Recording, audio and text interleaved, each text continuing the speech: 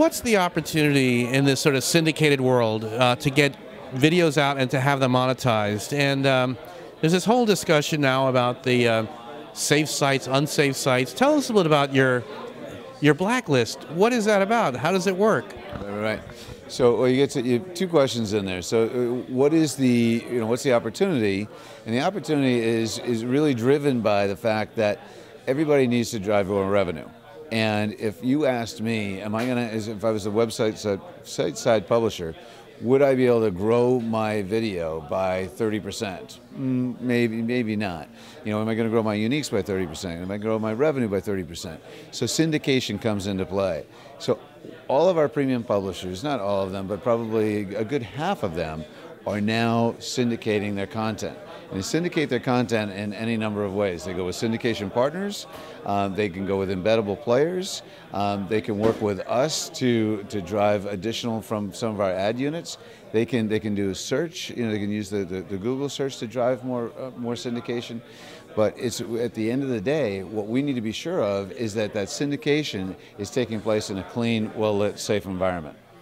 So we've been working on something for 4 years, and just really stepped up its efforts in the last few months with this plethora of syndication.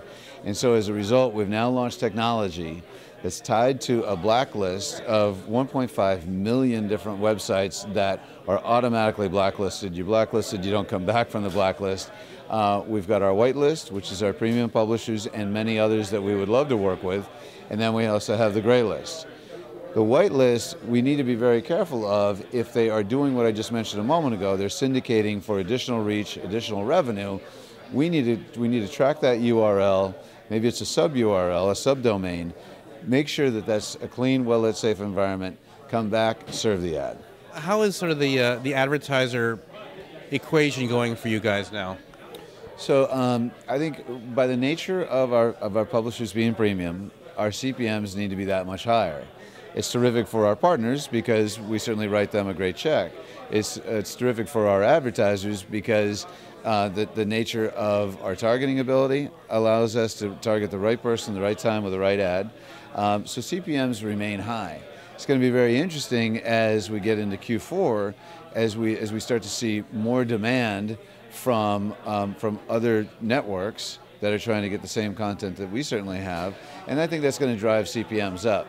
Hopefully the advertisers will still recognize the value of premium content and premium video, and recognize that advertising in video with sight, sound, and motion has just that much more impact.